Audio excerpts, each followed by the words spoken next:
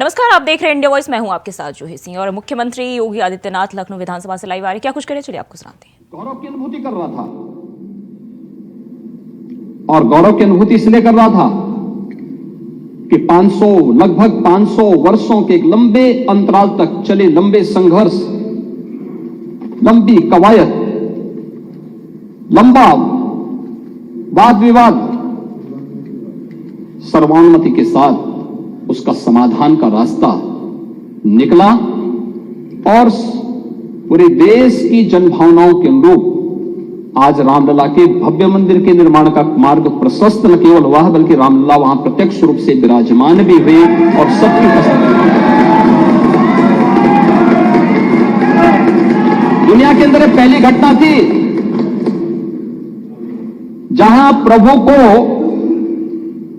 अपने स्वयं के अस्तित्व के लिए स्वयं प्रमाण जुटाने पड़े थे, स्वयं प्रमाण जुटाने पड़े थे। लेकिन राम की मर्यादा हमें धैर्य की प्रेरणा देती है। उस धैर्य के साथ जो 500 वर्षों के एक लंबे अंतराल को सनातन हिंदू धर्मावलंबियों ने व्यतीत किया, ये वो धैर्य उस प्रसन्नता के रूप में, दीपोत्सव के रूप में, आतिशबाजी के रूप में 22 जनवरी को पूरे हिंदुस्तान के अंदर और दुनिया के अंदर जहां कहीं भी हम देख रहे थे, हर ओर से एक ही आवाज आ रही थी। यह अद्भुत क्षण था और हमें प्रसन्नता इस बात की थी, हम अंतःकरण से प्रसन्नता इस बात की थी कि प्रभु तो विराजमान हुए हैं, उनके भव्य और दिव्य प्रतिमा की प्राण प्रतिष्ठा का कार्यक्रम संपन्न हुआ है, भारत के गौरव की प्राण प्रतिष्ठा का कार्यक्रम संपन्न हुआ है। लेकिन प्रसन्नता इस बात की भी थी कि हमने वचन निभाया और मंदिर वहीं बनाया।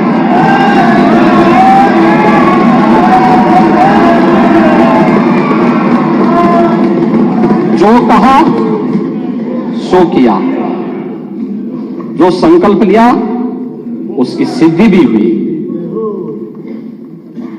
केवल बोलते नहीं हैं, करते भी हैं। और आज नव्य, भव्य और दिव्य अयोध्या को देख करके भी हर व्यक्ति अभिभूत है।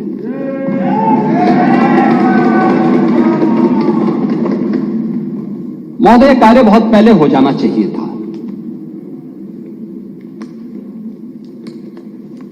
हम मानते हैं मंदिर का विवाद न्यायालय में था,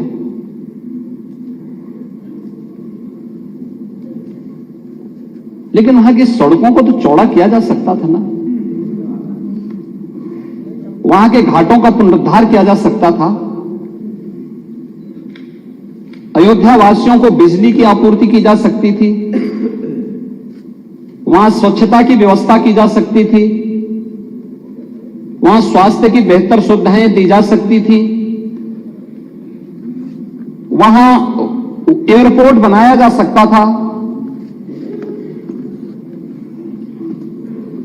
विकास के इन कार्यों को किस मंशा के साथ रोका गया था? कौन सी मंशा थी कि अयोध्या का विकास ही अवरुद्ध कर दो, काशी का विकास ही अवरुद्ध कर दो, मथुरा वृंदावन के विकास को ही अवरुद्ध कर दो? महोदय, ये तो मुद्दा नियत का है।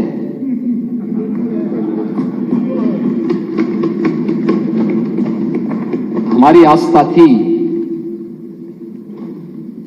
और नीति भी साफ थी और नियत भी बहुत स्पष्ट थी।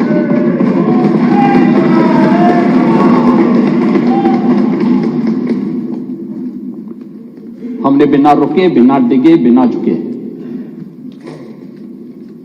हम लोग अयोध्या भी गए, प्रदेश के हर जनपद में गए। अगर मैं अयोध्या और काशी गया हूं तो नोएडा और बिजनौर भी गया हूं। अयोध्या को इसलिए अभिषिक्त कर दिया गया था कि वोट बैंक कट जाएगा। और नोएडा और बिजनौर इसलिए लोग नहीं जाते थे कि वहां से जाने पे कुर्सी से उतर जाएंगे। हमने कहा इन चारों जगह तो जरूर जाएंगे, इसलिए भी जाएंगे कि भाई अयोध्या इसलिए जाएंगे, हमारी आस्था का स्थल है। और ये मेरा सौभाग्य है और मेरी सरकार का सौभाग्य है कि अयोध्या का भव्य दीपोत्सव जो आज राष्ट्रीय आयोजन बन चुका है, राष्ट्रीय उत्सव बन चुका है, उसको हमारी सरकार को शुरू करने का सौभाग्य प्राप्त हुआ। हम लोगों ने शुरू किया। आज वो एक नित नए प्रतिमान स्थापित कर रहा है। अयोध्या उसकी एक पहचान दिलाई गई। अयोध्या भी हम लोग गए, कोई संकोच नहीं किया। लोग बोलते थे कि मामला, हमने कहा विवाद एक स्थल विशेष का होगा, न्यायालय में सुनवाई हो रही है, लेकिन अयोध्या का विकास और वहां की जनता को, वहां आने वाले श्रद्धालुओं को आप वंचित कैसे कर सकते हैं सुविधाओं से। हम लोग गए। नोएडा और बिजनौर के भी बारे में मुझे बताया गया कि मुख्यमंत्री नहीं जाते। मैंने कहा क्यों? कहा कि मुख्यमंत्री उतर जाते हैं। तो मैंने कहा जो कल होना है वो आज हो जाए, अच्छा है, लेकिन मैं जाऊंगा जरूर। मैं दोनों जगह भी गया। जब व्यक्ति स्वयं शाश्वत नहीं है तो फिर कुर्सी किसकी शाश्वत रहेगी? वो जरूर जाए, लेकिन जाऊंगा जरूर, क्योंकि नोएडा भी उत्तर प्रदेश का पार्ट है और बिजनौर भी उत्तर प्रदेश का पार्ट है। मैं जरूर जाऊंगा। लेकिन हम लोगों ने कोई भेद नहीं किया। लेकिन महोदय, अयोध्या नगरी को प्रतिबंधों और कर्फ्यू के दायरे में जरूर लाया गया था पिछली सरकारों के समय। सदियों तक अयोध्या कुत्सित मनसा के लिए अभिषिक्त थी, एक सुनियोजित तिरस्कार भी झेलती रही। लोक आस्था और जनभावनाओं के साथ ऐसा खिलवाड़ संभवतः दूसरी जगह देखने को नहीं मिला होगा। अयोध्या के साथ अन्याय हुआ। और महोदय, जब मैं अन्याय की बात करता हूं तो हमें 5000 वर्ष पुरानी बात भी याद आने लगती है। उस समय पांडवों के साथ भी अन्याय हुआ था और उस समय कृष्ण गए थे कौरवों के पास। उन्होंने भी कहा था, बस दे दो केवल 5 ग्राम, रखो अपनी धरती तमाम, हम वही खुशी से खाएंगे, परिजन पर अस्सी न उठाएंगे। लेकिन दुर्योधन वह भी दे न सका, आशीष समाज की ले न सका। यहां तक कि उसने भी भगवान श्री कृष्ण को बंधक बनाने का कुत्सित प्रयास किया। उल्टे हरि को बांधने चला, जो था साध्य साधने चला। यही तो हुआ था।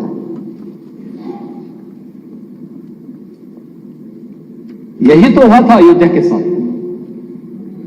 और यही हुआ काशी के साथ, और यही हुआ था मथुरा के साथ भी। हमने यही तो कहा। उस समय 5 गांव मांगे थे। भाई, भगवान कृष्ण ने तो पहले कहा, जब वो समझौता कराने के लिए गए थे, महाभारत का युद्ध टालने के लिए गए थे, कि देना हो तो आधा दो, लेकिन इसमें भी यदि बाधा है तो दे दो केवल 5 ग्राम। लेकिन वो 5 गांव, लेकिन यहां तो ये समाज सैकड़ों वर्षों से यहां की आस्था केवल 3 के लिए बात कर रही है। 3 के लिए।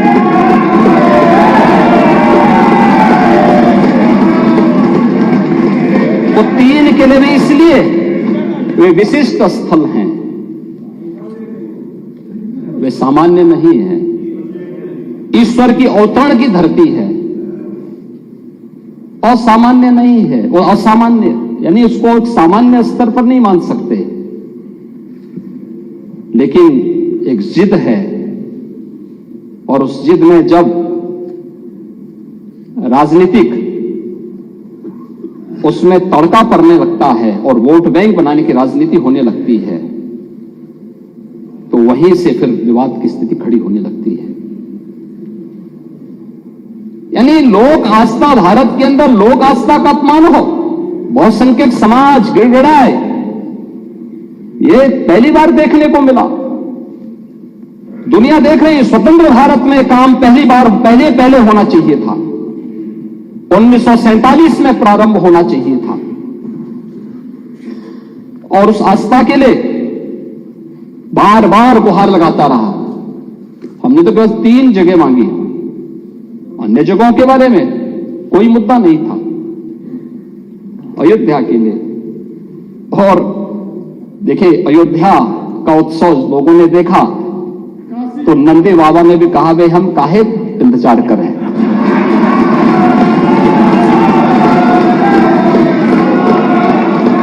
उन्होंने भी इंतजार किए बगैर रात्रि में बैरिकेड तोड़वा डाले। और हमारे कृष्ण कन्हैया कहां मानने वाले हैं?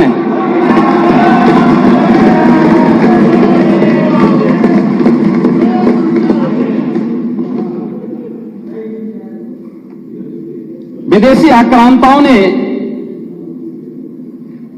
केवल इस देश के अंदर धन दौलत ही नहीं लूटा था, इस देश की आस्था को भी रौंदने का काम किया था। दुर्भाग्य है, आजादी के बाद उन विदेशी आक्रांताओं को महिमामंडित करने के कुत्सित प्रयास हुए अपने वोट बैंक के लिए, अपने वोट बैंक के लिए। भारत का हर नागरिक, मुझे बहुत अच्छा लगा, मैंने एक दिन सुप्रीम कोर्ट की एक अधिवक्ता, संभवतः मैं उसका नाम जान नहीं पा रहा हूं, लेकिन कुछ संभवतः कोई सुबई खान है, उन्होंने उनका एक वक्तव्य मैं सुन रहा था, और बहुत अच्छा वक्तव्य उन्होंने कहा, देखिए हम सब सनातन धर्मावलंबी हैं, हाँ मेरा मजहब इस्लाम हो सकता है, वो मेरी उपासना विधि है, मेरा मजहब है, लेकिन जन्म से हम सनातनी भारतीय हैं।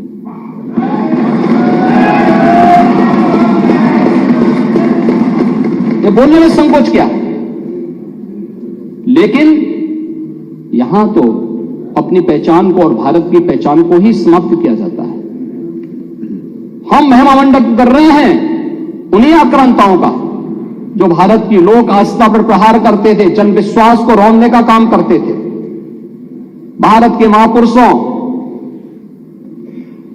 भारत के वीर सेनानियों, भारत के आराध्य देवों को अपमानित करते थे, जिनके खिलाफ हमारे वीर सेनानी लड़े थे, महापुरुष लड़े थे।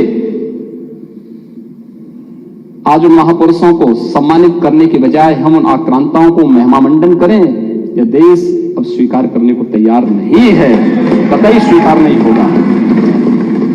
और तब भी दुर्योधन ने कहा था, सुच्याग्रम नेव दास्यामि बिना युद्धेन केशव, यानी सुई की नोक के बराबर भी जमीन नहीं दूंगा मैं, एक कृष्ण युद्ध के बगैर नहीं दूंगा। तो महाभारत का युद्ध तो होना ही होना था। क्या हुआ? पूरा कौरव पक्ष से ही स्वाहा हो गया, समाप्त।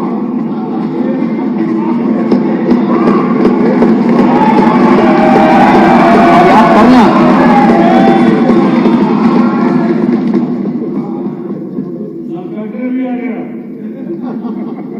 लाक्षागृह का तो अपना इतिहास है, लाक्षागृह का तो इतिहास है। पांडवों को संरक्षण देने वाला लाक्षागृह है।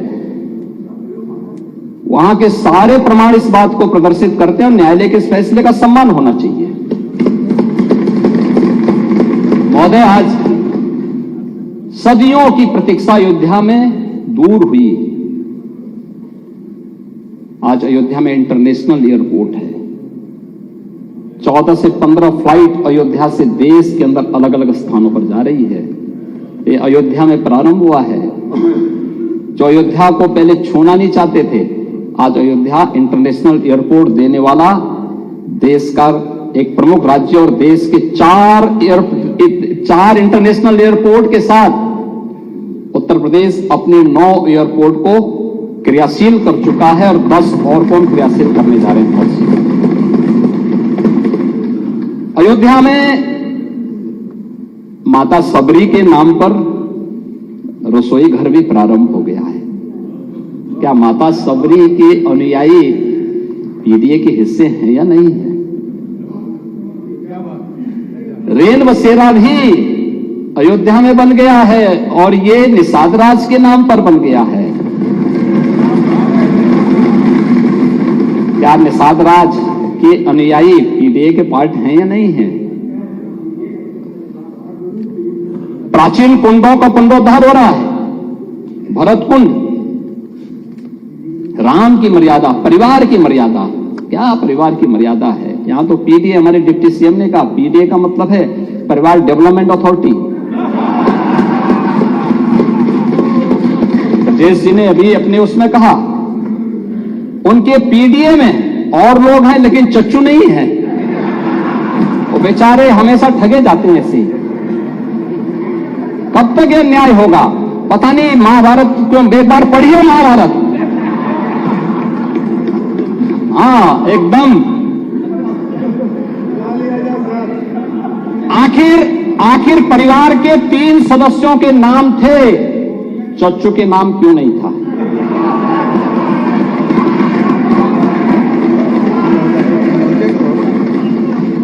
उनका भी नाम देते, वरिष्ठ नेता थे। बेचारा रगड़ते रगड़ते अपने को जो है पीडीए में है ही नहीं। इसीलिए कह रहे हैं ना कि उन्होंने चाचू को ही भुला गए परिवार के, यानी इस प्रकार से उन्होंने विस्मृत कर दिया कि साइडलाइन में थे ही नहीं, कैमरे के फोकस में नहीं थे, अब रेड कारपेट पे नहीं चल पाए। इसीलिए हम कह रहे हैं ना कि चच्चू को ही भूल गए और बेचारे चच्चू देखते रह जा रहे हैं कि ठगे गए एक बार फिर। अब ये तो अगर प्रभु राम को ये लोग मानते तो चच्चू के साथ अन्याय नहीं करते। रामायण से सीखते, रामायण में सीखते, या फिर कम से कम महाभारत से ही सीख जाइए। और आप तो वैसे भी कभी कभी आपके बयान आते रहते हैं, लेकिन आप फिर भी बोलते हैं। आप आस्था के बारे में जरूर बोलते हैं। आप देखो अध्यक्ष महोदय, एक महोदय, कैमरे में क्यों नहीं थे? कैमरे के फोकस से बाहर क्यों थे? साइडलाइन क्यों थे? उसको माननीय नेता विपक्ष, प्लीज आप जब बोल रहे कोई भी नहीं बोला ना, आपसे रिक्वेस्ट है, प्लीज प्लीज।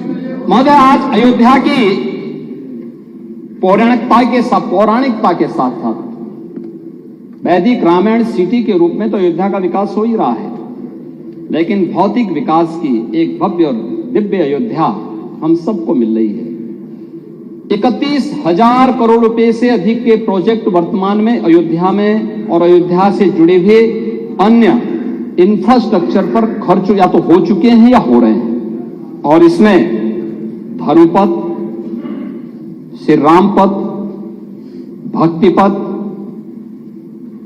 जन्मभूमि पथ, इन सब का निर्माण कार्य हो चुका है। आज आप जाइए ना, सिंगल लेन की जो सड़कें थी और वो 4 लेन की हो गई। वहां पे गुप्तार घाट, वहां पे राम घाट, नया घाट एक नए स्वरूप में आ गया। गुप्तार घाट आज कोई जाके देखेगा ना, कितना दिव्य स्थल बन चुका है। राम जी की पेड़ी, सत्र के पहले पानी वहीं सड़ता था। आज हरिद्वार की हरि जी की पेड़ी की तरह दर्शन देखना हो तो अयोध्या जी में राम जी की पेड़ी में, जहां दीपोत्सव का भव्य आयोजन होता है, वहां यह उत्सव भी देखने को मिलता है। भरत कुंड, सूरज कुंड, ब्रह्म कुंड, ये सभी कुछ आज अयोध्या में है। मल्टी लेवल पार्किंग, एक नहीं 6 मल्टी लेवल पार्किंग वहां काम कर रही है। रेल बसेरे बन रहे हैं। नई अयोध्या को बसाने के लिए एक टाउनशिप की नई स्कीम वहां पे आ रही है। हर राज्य को स्टेट गेस्ट हाउस बनाने के लिए भारत के सनातन धर्म से जुड़े हुए हर पंथ और संप्रदाय को अपने अपने संप्रदाय से संबंधित धर्मशाला निर्माण के लिए भी जमीन आवंटन की कार्रवाई अयोध्या धाम में हो रही है। एक नई अयोध्या का दर्शन अयोध्या में, और अयोध्या 22 जनवरी को ऐसे ही लग रही थी जैसे तुलसीदास जी ने कहा कि अवधपुरी प्रभु आवत जानी भई सकल शोभा के खाने। अयोधपुरी ऐसी चमक रही थी, यानी ऐसे लग रही थी, शोभायमान थी, पूरी तरह शोभायमान थी। महोदय, अयोध्या में मात्र एक मंदिर नहीं था, भारत का एक राष्ट्र मंदिर की पुनर्प्रतिष्ठा का कार्यक्रम संपन्न हुआ है। भारत के गौरव की पुनर्प्रतिष्ठा का कार्यक्रम संपन्न हुआ है। भारत के लोक आस्था का सम्मान हुआ है और भारत का जन विश्वास और भी सुदृढ़ हुआ है। भारत की लोकतांत्रिक व्यवस्था पर लोगों का विश्वास मजबूत हुआ है, सुदृढ़ हुआ है। भारत की सनातन आस्था गौरवान्वित हुई है। सचमुच उन सभी पूर्वजों के प्रति तर्पण अर्पण करने का भी एक अवसर था जिन्होंने अपने आप को इस पूरे आंदोलन के प्रति होम किया था। 3 लाख से अधिक हिंदू शहीद हुआ था अयोध्या के। ये लड़ाई संतों के स्तर पर, राजाओं के स्तर पर, वीरों और वीरांगनाओं के स्तर पर, निहंगों के स्तर पर, हर स्तर पर लड़ाई लड़ी गई थी। और 1984 के बाद राष्ट्रीय स्वयंसेवक संघ के नेतृत्व में, पूज्य संतों और विश्व हिंदू परिषद के नेतृत्व में जो लड़ाई लड़ी गई, उसकी परिणति थी कि अंत में 2019 में माननीय उच्चतम न्यायालय के एक सर्वानुमत फैसले के बाद एक निष्कर्ष पर पहुंचा गया और आज भव्य मंदिर का निर्माण वहां पर इस रूप में हम सबको देखने को मिला है। और हम सब सौभाग्यशाली हैं कि 500 वर्षों के इस लंबे अंतराल की वर्तमान पीढ़ी सौभाग्यशाली है जो अवधपुरी में प्रभु के इस भव्य और दिव्य नव्य मंदिर के निर्माण कार्य को उसका साक्षी बनी है। महोदय, 16 दिन में 36 लाख से अधिक श्रद्धालुओं ने अयोध्या धाम में दर्शन किया है। 36 लाख से अधिक। व्यवस्था ऐसी कि कोई पूरब से कोई पश्चिम से। कल अरुणाचल प्रदेश के माननीय मुख्यमंत्री, वहां का पूरा कैबिनेट, वहां की पूरी विधानसभा अयोध्या धाम में दर्शन करने के लिए आई थी। आज फिजी के, कल नेपाल के लोग गए, नेपाल के माननीय सांसदगण गए थे। आज फिजी और कल सूरीनाम के राष्ट्र प्रमुख वहां जा रहे हैं। अन्य तमाम बड़े बड़े डेलीगेशन अयोध्या धाम में आ रहे हैं, दर्शन करने के लिए आ रहे हैं। और आज जो कोई अयोध्यापुरी में अब आ रहा है, बरबस उनके मुंह से तुलसीदास जी की पंक्तियां निकल पड़ी हैं कि अवधपुरी अति रुचिर बनाई। अब हर व्यक्ति इस बात को कहने के लिए मजबूर है, नहीं तो हमारे विपक्ष के मित्रों ने क्या कर दिया था अयोध्या में। उन्होंने अयोध्या को किस रूप में बना दिया था। अयोध्या गलियों में गोलियों की तड़तड़ाहट होती थी, परिक्रमा में बैन प्रतिबंधित, परिक्रमाएं प्रतिबंधित होती थी, कर्फ्यू लगता था। अयोध्या आने के लिए देश के अंदर रामनामी गमछा अगर किसी ने ओढ़ा हुआ है उसको गिरफ्तार करके बंद कर दिया जाता था। यही देश ने देखा है। 1990 से लेकर के लगातार एक लंबी लड़ाई जिस स्तर पर लड़ी गई, और आज उसका परिणाम हम सबके सामने है कि आज अयोध्या में हम इस बात के लिए आश्वस्त कर सकते हैं, अभी भव्य और दिव्य नव्य अयोध्या जिस रूप में आई है, ये हर भारतवासी को तो अपनी ओर आकर्षित करेगी, हर सनातन धर्मावलंबी को आकर्षित करेगी ही। देश के टूरिस्ट डेस्टिनेशन का, दुनिया का सबसे बड़ा केंद्र और दुनिया की सांस्कृतिक राजधानी बनने की ओर अग्रसर होगा। अयोध्यापुरी को उस रूप में विकसित करने की एक नई तैयारी सरकार के द्वारा प्रारंभ की गई है और उस ओर महामहिम राज्यपाल जी ने ध्यान आकर्षित भी किया है। हम इस बात के लिए कह सकते हैं अब अयोध्या में कोई परिक्रमा में प्रतिबंध नहीं लगा सकता, क्योंकि पंचकोसी, 14 कोसी और 84 कोसी परिक्रमा को हम बहुत भव्य स्वरूप देने जा रहे हैं।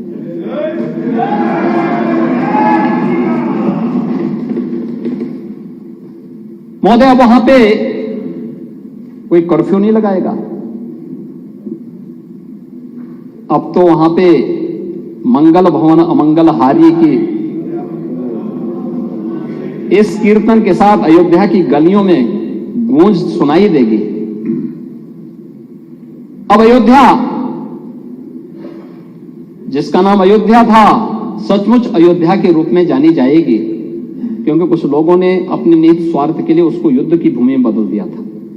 लेकिन अब अयोध्या में ऐसा नहीं होगा। लेकिन हम आश्चर्यचकित थे कि जब यहां पे मेरे सहयोगी संसदीय कार्य मंत्री जी ने अयोध्या से संबंधित 500 वर्षों की इस प्रतीक्षा से संबंधित संकल्प को इस सदन में रखा था, तो संकल्प पे भी कुछ सदस्यों ने विरोध में अपना विरोध व्यक्त करने का प्रयास किया था। मौजूद पूरा देश आह्लादित हो,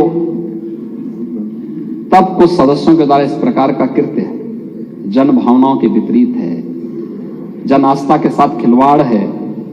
और मैं तो यही कह सकता हूं कि जन भावनाएं तो यही कहती हैं कि जाके प्रिय न राम वैदेही तजिए ताहि कोटि बैरिसम जद्यपि परम सने।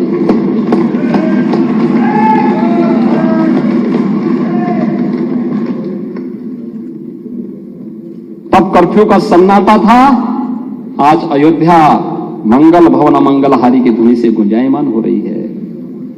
तब की सरकार ने अयोध्या की उपेक्षा की थी और आज हमसे पूरा भारत एक नई अपेक्षा रखता है और उस नई अपेक्षा के साथ आज अयोध्या आप सबको भी अयोध्या के लिए प्रभु के दर्शन करने के लिए आमंत्रित करती है।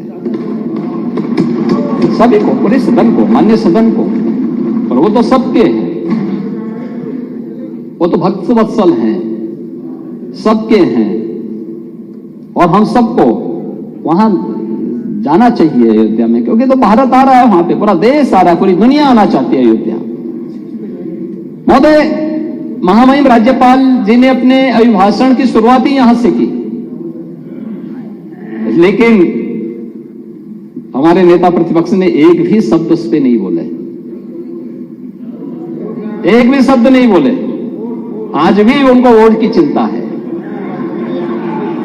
यानी राज्य की चिंता नहीं है, वोट की चिंता है, गौरव की चिंता नहीं थे प्रदेश और देश की, लेकिन वोट की चिंता जरूर है। और ये वोट बैंक की चिंता बड़ी खतरनाक व्यथा है ये। और उस व्यथा को जो महर्षि वेदव्यास ने व्यक्त की थी, उसी व्यथा की ओर मैं ध्यान आकर्षित कर रहा था। यानी वोट बैंक के लिए हम किस स्तर पर जाकर के राष्ट्रीय मुद्दों पर, जन लोक आस्था के मुद्दे पर, जन विश्वास के मुद्दे पर कैसे खिलवाड़ कर रहे हैं। अभिभाषण की शुरुआत में राज्यपाल जी के द्वारा व्यक्त किए गए शब्दों का भी हम समर्थन नहीं कर पाए, क्योंकि वह तो पार्टी लाइन से ऊपर के शब्द थे। उसके प्रति पूरे सदन को संवेद स्तर से उसका समर्थन करना चाहिए था, लेकिन वह नहीं हो पाया। महोदय, महामहिम राज्यपाल जी ने माघ मेले की भी चर्चा की और अभिभाषण में बात कही कि माघ मेला को हम 2025 के प्रयागराज महाकुंभ के पूर्व के रिहर्सल के रूप में देख करके उसके अनुसार रणनीति भी बना रहे हैं और सरकार सचमुच उसके अनुरूप कार्य योजना को लेकर के आगे बढ़ी है। हमारे सामने उदाहरण है, ये हमारा सौभाग्य है 2019 के प्रयागराज कुंभ को आयोजित करने का सौभाग्य हमारी सरकार को प्राप्त हुआ था। और 15 जनवरी से 4 मार्च 2019 तक प्रयागराज में जो कुंभ आयोजित हुआ, पहली बार 24 करोड़ से अधिक श्रद्धालुओं ने प्रयागराज कुंभ में आकर के एक नया कीर्तिमान स्थापित किया। सुरक्षा, स्वच्छता और सुव्यवस्था का क्या मॉडल हो सकता है, ये प्रयागराज कुंभ में देखने को मिला था। प्रयागराज कुंभ दुनिया के 100 से अधिक देशों के एम्बेसडर्स वहां आए थे, हाई कमिश्नर्स वहां आए थे। इतने बड़े जमावड़े को देख करके, इतने बड़े श्रद्धालुओं के समूह को देख करके अभिभूत थे तमाम देशों के राष्ट्राध्यक्ष।